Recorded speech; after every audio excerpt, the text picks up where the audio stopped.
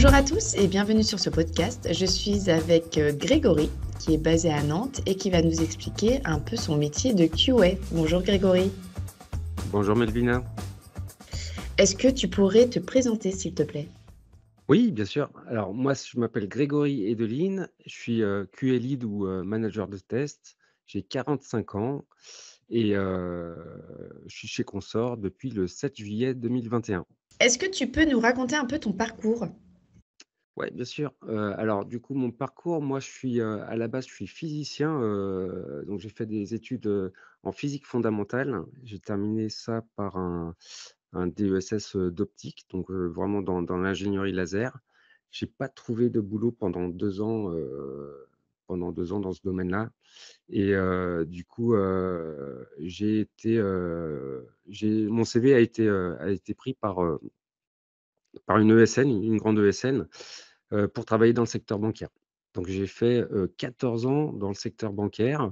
Du coup, en étant responsable d'automatisation, après on a effectué une transformation agile dans cette société, dans cette ESN et j'intervenais régulièrement en pompier pour éteindre les feux, autant sur tous les domaines, autant au niveau développement, au niveau spécification, ou au niveau test aussi et c'était un peu usant. Donc j'ai démissionné. Hem, Consort a trouvé mon CV. C'était une belle rencontre. J'ai poursuivi avec eux, dans le domaine bancaire. Cet été, ça fera 3 ans que je travaille pour Consort et j'ai eu une opportunité il y a 6 mois dans le domaine de la grande distribution, en tant que QA lead justement et offerte par Consort et du coup, j'ai sauté sur l'occasion et donc 1re, grande expérience dans le domaine de la distribution, de la grande distribution. Ok. Est-ce que tu peux me dire quelles sont selon toi les principales qualités d'un bon QA lead? Il y a d'abord des qualités humaines. Il faut savoir, en bon QA lead, tu es transverse, tu dois avoir, les différents langages, en ta possession. Autant les langages fonctionnels, tu dois pouvoir comprendre, ce qui se passe fonctionnellement au niveau de ton métier et tu dois aussi comprendre, la technicité et ces 2 langages-là, tu dois être capable de t'adapter aux différents interlocuteurs. Tu dois comprendre les interlocuteurs, les alertes qu'ils disent, ils vont être, émises avec différents niveaux. C'est à toi de les interpréter derrière et du coup, il y a aussi beaucoup de relationnel, quoi. Donc il y a vraiment un aspect humain qui est important. En tant que QA lead, du coup, c'est aussi l'écoute des collaborateurs. Tous les analystes de test avec qui je travaille, c'est passer du temps en one on one, privilégier ce temps-là pour remonter des problématiques, essayer de trouver des solutions s'il y en a, leur dire aussi quand c'est bien.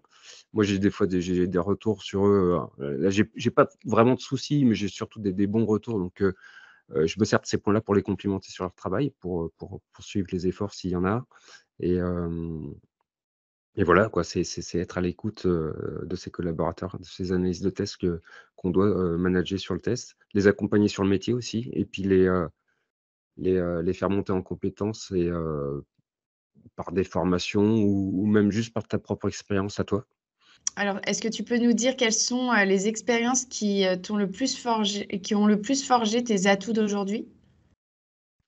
OK, les expériences qui m'ont le plus forgé mes atouts d'aujourd'hui, clairement, avec du recul, c'est mes 3 enfants et puis ma femme qui savent bien me repousser dans mes retranchements et qui me font souvent me remettre en question moi-même puis j'apprends tous les jours avec eux mais sinon globalement, c'est toutes les rencontres en fait qui forgent un petit peu, tout ça et qui donnent des atouts, c'est vrai que c'est, à chaque fois, c'est des opportunités professionnelles, des rencontres avec des gens qui font qu'à un moment, il y a quelqu'un qui te parle et qui te dit, «Ah ouais, il a peut-être raison, peut-être que je devrais, réfléchir comme ça ou peut-être que je devrais agir comme ça.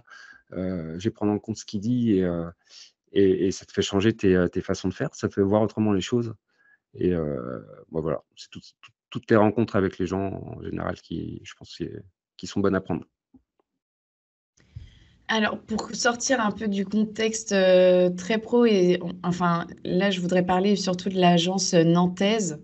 Mmh. Si tu devais qualifier l'atmosphère de l'agence Ouest, qu'est-ce que ce serait?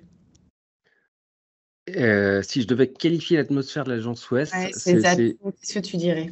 ouais, c'est une agence qui est à taille humaine et du coup, on retrouve cette force, de proximité avec les collaborateurs. Donc, les gens sont accessibles, on peut leur parler, on peut parler de ses difficultés, on peut parler de ses réussites, il y a pas de souci. Les gens sont à l'écoute et c'est vraiment cette capacité humaine de l'agence que j'apprécie. En plus de ça, je trouve qu'elle est assez dynamisante. Elle est, sa proximité aussi, hein, doit en être une des causes, mais heu, on a pas mal de on a pas mal de projets, j'ai eu beaucoup d'opportunités grâce à eux. Les ressources managers, les RH, sont à côté et nous proposent souvent, des activités, des sorties, des soirées, ça il y a vraiment un travail là-dessus et tout ça, ça vient s'engager dans cette dynamique de groupe et du coup, pour finir, je trouve ça très enrichissant, en fait, sur le plan personnel. Ça rejoint aussi un peu avec toutes les rencontres qu'on peut faire. Mais voilà, il y a 3 points, c'est taille humaine, une société, une agence dynamisante pour l'Ouest, parce que du coup, c'est celle où je suis affecté et puis enrichissante aussi. OK, super. Est-ce que, si tu devais l'illustrer par un événement en particulier, Alors qu'est-ce que ce serait?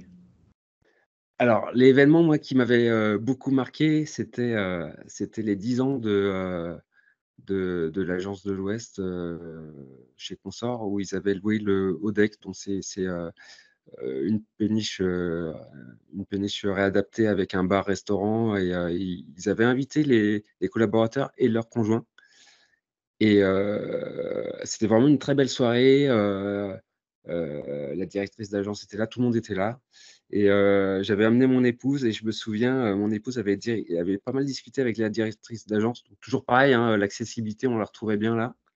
Et ma femme qui est pas du tout dans l'informatique, elle m'a dit: «Oh là là, mais j'aimerais trop travailler pour Consort, en sortant, ils m'ont trop donné envie de Consort» et bon, même moi, hein, je travaillerais pas avec ma femme, c'est pas du tout les mêmes méthodes, on n'est pas sur les mêmes types d'organisation, mais voilà, ça m'avait marqué qu'elle m'ait dit ça spontanément, qu'elle dit, «C'est une société pour laquelle j'avais envie de travailler». Elle me donnait envie de travailler pour eux, alors qu'en fait, elle est pas du tout dans l'informatique. Mais juste, l'atmosphère, l'ambiance cette proximité avec tous les gens. Donc ouais, elle avait discuté, un bon quart d'heure avec la directrice d'agence et elle avait beaucoup apprécié. Grégory, est-ce que tu aurais une petite citation ou un mot de la fin à nous partager? Oui, oui, oui. Hem La réussite, c'est bien, mais je pense aussi aux échecs.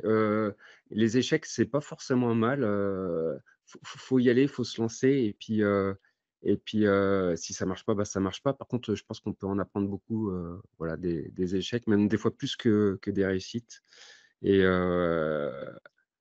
trouver les appuis autour de soi, professionnels, familial, il y a les gens qui sont là pour nous aider, pour qu'on se lance et pour nous encourager et à remonter sur selle des fois. Mais ouais, vraiment ne pas rester sur un échec et puis remonter sur selle et puis, retenter et puis apprendre de ces échecs. Je pense que c'est important. Merci à tous pour votre écoute et merci Grégory pour, ton intervention et je vous dis à bientôt pour un prochain épisode.